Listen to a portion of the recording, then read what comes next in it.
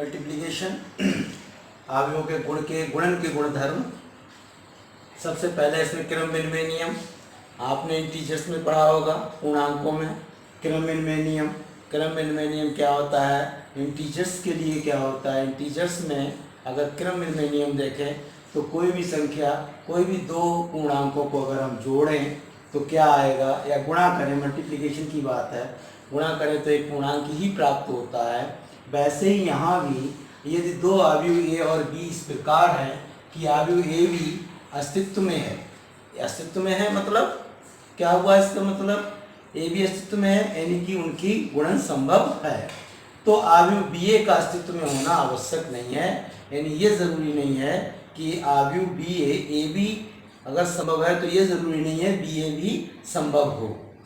जैसे ए और बी हमने दो अवयव लिए, ए अवयव की कोटि जो है m/n है, ऑर्डर m/n का है, और बी अवयव n/p ऑर्डर का है। तो अगर ए बी अस्तित्व में कब होगा, क्योंकि यदि हम इसमें देखें m इसकी पंक्तियों की संख्या यानी ए के स्तंभों की संख्या और बी की पंक्तियों की संख्या बराबर है। ये देखिए n और n ये बराबर हो गई। तो जब ये बराबर हो गए तो हम कह सकते हैं कि ए बी का गुणन संभव है, यानी ए बी अस्तित्व में है। परंतु अगर हम बी ए में अस्तित्व में नहीं होगा, क्योंकि अवयव बी पहले ये लिखोगे, इसका क्या है स्तंभ p और इसका क्या है पंक्ति m, जो कि बराबर नहीं है। अवयव में एक ही पंक्तियों की, अवयव में पंक्तियों की संख्या, अवयव में स्तंभों की संख्या बराबर नहीं है, इसलिए बी ए अस्तित्व में नहीं है, यानी बराबर नहीं होता। अतः जब ये दोनों ऐसी बात है तो क्या होगा, A B does not is equal to B A. कहने का अर्थ ये है कि अगर आप दो अवयवों का गुणन निकालते हैं तो ये बिल्कुल संभव नहीं है, ये बिल्कुल भी जरूरी नहीं है कि ए बी बराबर बी ए हो। हाँ, कुछ केसों में हो भी सकता है कि उनके ए बी और बी ए बराबर भी हो जाए, लेकिन यहाँ क्या है, अगर आपने ऑर्डर अलग अलग ऑर्डर के मैट्रिक्स हैं ए बी और बी ए तो वो बराबर नहीं होते।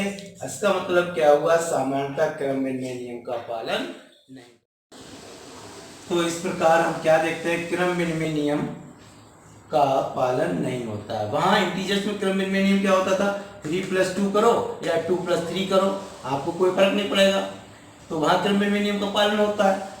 या गुणा में 2 गुणा 3 करो या 3 गुणा 2 करो, तो क्या होगा, गुणन के नियम में क्रम विनिमय नियम का पालन होता था। इंटीजर्स में 2 गुणा 3 करो या 3 गुणा 2 करो, दोनों का योग, दोनों का जो रिजल्ट आएगा वो 6 ही आएगा, इसलिए वहाँ तो संभव था। लेकिन अवयव के गुणधर्म में देखें, मल्टीप्लिकेशन में देखें, अवयवों के गुणन के गुणधर्म में देखें, क्रम विनिमय नियम का पालन नहीं होता है।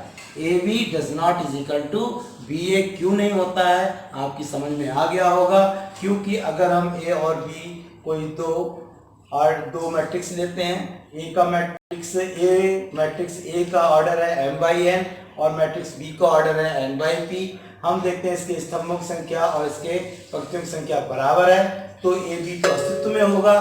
परंतु यदि हम देखें बी ए निकालें तो बी में क्या होगा, इसमें स्तंभों की संख्या n और बी में स्तंभों की संख्या p और पंक्तियों की संख्या m होगी, जो कि बराबर नहीं होगी, तो बी ए अस्तित्व में नहीं होगा, इसलिए A B does not is equal to B A. अतः क्रम विनिमय नियम का पालन नहीं करते। कोई भी अवयव, दो अवयव क्रम विनिमय नियम का पालन नहीं करते। इसके बाद आता है साहचर्य नियम, इसको अंग्रेजी में बोलते हैं एसोसिएटिव लॉ। एसोसिएटिव लॉ क्या है, अगर कोई 3 अवयव हम ले लें, ए बी सी हमने 3 अवयव लिए और ए का ऑर्डर m/n, बी का ऑर्डर n/p और सी का ऑर्डर p/q, ये 3 अवयव हैं, तो हम देखते हैं ए बी, पहले हम ए बी का मल्टीप्लाई करें और फिर सी लें, या ए और बी सी का मल्टीप्लाई करें तो ये क्या आएंगे, दोनों बराबर आएंगे। आप देख सकते हो ए बी ये हुआ, ये और ये बराबर हो गए। अब ए बी जब आ गया आपके पास, यानी किस ऑर्डर का आएगा, ये बराबर हो तो m/p का आएगा, और अब सी से मल्टीप्लाई करोगे तो p, इसकी पंक्तियां और इसके रोज, इसके कॉलम बराबर हो जाएंगे, तो ये गुणा संभव होगी। ऐसे इधर भी, इसका मतलब क्या हुआ, ये एसोसिएटिव लॉ होल्ड होता है, यानी अवयव के मल्टीप्लिकेशन में मल्टीप्लिकेशन में एसोसिएटिव लॉ होल्ड होता है। ठीक है, इसके बाद है वितरण नियम। वितरण नियम यानी डिस्ट्रीब्यूटिव लॉ। डिस्ट्रीब्यूशन लॉ क्या है? अवयवों का गुणन अवयव के योग पर वितरित होता है। किस पर वितरित होता है? योग पर। अगर कोई ए अवयव है और बी प्लस सी अवयवों को हम ऐड करते हैं तो ये ए बी प्लस ए सी, ये क्या कहलाता है? बायां वितरण नियम कहलाता है। दोबारा अगर ले रहे हैं ए प्लस बी सी से मल्टीप्लाई इसकी कराएं तो A B A C plus B C, तो ए सी प्लस बी सी ये क्या होगा? दायां वितरण नियम होगा। तो ये बायां वितरण नियम, वो दायां वितरण नियम। इस प्रकार से ये 3 नियम जो हैं गुणधर्म के हमने आपको बताए हैं। इसके बाद और भी हैं, वो हम अभी आपको थोड़ी देर में बताते हैं। इसके बाद किसी अवयव का अगर किसी शून्य अवयव से मल्टीप्लिकेशन कर दिया जाए यानी गुणन कर दिया जाए तो गुणनफल क्या आता है? शून्य अवयव आएगा। कैसे? जैसे हम आपको बता दें, अगर कोई अवयव आपने ए लिया, ए इज इक्वल टू सपोज 2 1 3 2, कोई भी अवयव ले लिया, और बी मैट्रिक्स ले लिया आपने, नल मैट्रिक्स ले ली, 0 0, इसके सारे एलिमेंट्स कितने कितने होंगे? 0 0 होंगे। अगर हम इनको गुणन करें, इट मीन्स ए बी अगर निकालें हम, तो ए बी निकालने का तरीका क्या है आपको पहले पता होना चाहिए। ए बी हो पाएगा या नहीं, इनकी गुणा संभव है या नहीं, ये हम आपको पहले बता चुके हैं। कैसे करेंगे? इसका ऑर्डर देखेंगे 2x2 ऑर्डर है, इसका भी ऑर्डर देखेंगे 2x2 ऑर्डर है, इसके कॉलम और इसकी पंक्तियां बराबर हैं, इसका मतलब इनका मल्टीप्लिकेशन संभव है, इनका मल्टीप्लिकेशन हो जाएगा। अब आपको जो ये बचा हुआ है यानी 2x2 ऑर्डर का मैट्रिक्स प्राप्त होगा। मल्टीप्लाई कैसे करते हैं? ये रो और ये कॉलम, A11 यानी A11 की जगह क्या आएगा? इस रो की इस कॉलम के संगत अवयवों से यानी इसके मिलने वाले एलिमेंट से हम मल्टीप्लाई करेंगे और जोड़ देंगे। ये रो ली और ये कॉलम लिया, ये रो और ये कॉलम लेना है, तो क्या होगा कि 2 0 0 1 0 0, 1 की 2 से गुणा, 1 की 0 से गुणा करेंगे, 2 की 0 से गुणा करेंगे तो 0 आएगा, प्लस 1 की 0 से गुणा करेंगे तो 0 आएगा, यानी यहाँ पे ये आ गया। अब यही रो और इस कॉलम की गुणा करेंगे तो 2 की 0 से गुणा करेंगे तो भी 0 आएगा, 1 की गुणा करेंगे 0 से तो भी 0 आएगा, और उन्हें 0 + 0 करेंगे तो भी 0 आ जाएगा। इसी प्रकार इस रो की इस कॉलम से गुणा करेंगे 3 × 0 और ये 0। तो इट मीन्स हम क्या कहते हैं कि अगर किसी अवयव का शून्य अवयव के साथ हम गुणा कर दें तो जो गुणनफल प्राप्त होगा वो एक शून्य अवयव ही प्राप्त होगा। ठीक है, ये समझ गए आप। इसके बाद अवयवों का गुणन सामान्यतः निरसन नियम का पालन नहीं करता।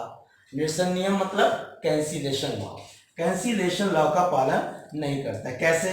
मान लिया हमने कि 3 अवयव ए बी सी हैं और ये इस प्रकार, ये संभव कब है? जब ए बी बराबर ए सी, तभी तो संभव होंगे, लेकिन बी और सी बराबर नहीं होने चाहिए, तथा A does not is equal to 0 और ए 0 नहीं होना चाहिए, तब ये संभव होगा A B does not A B is equal to A C, जहां 0 क्या है? 0 एक शून्य अवयव है, 0 एक शून्य अवयव को प्रदर्शित करता है।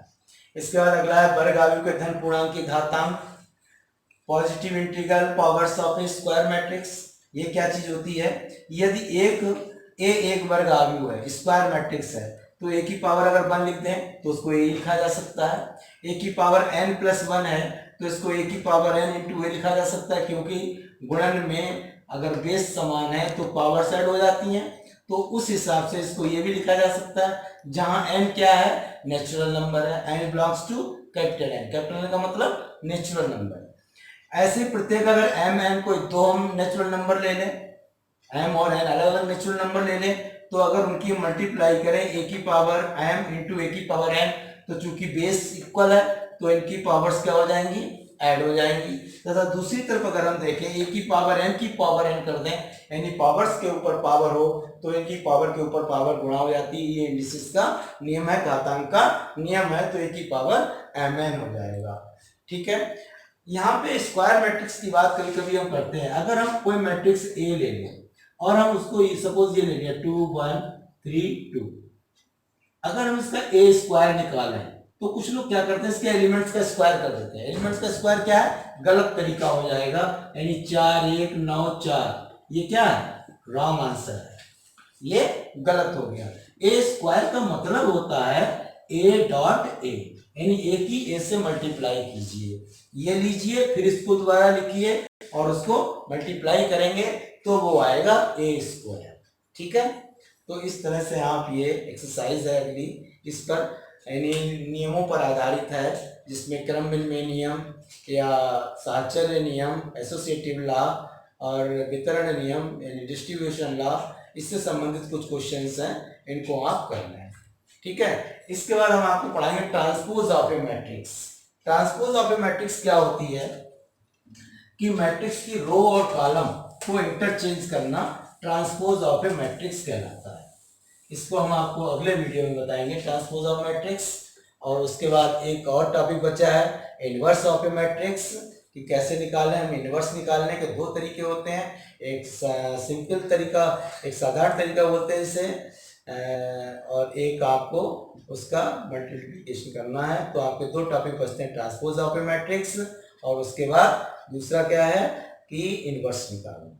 ये हम आपको अगले वीडियो में देंगे जल्दी ही। तब तक के लिए धन्यवाद।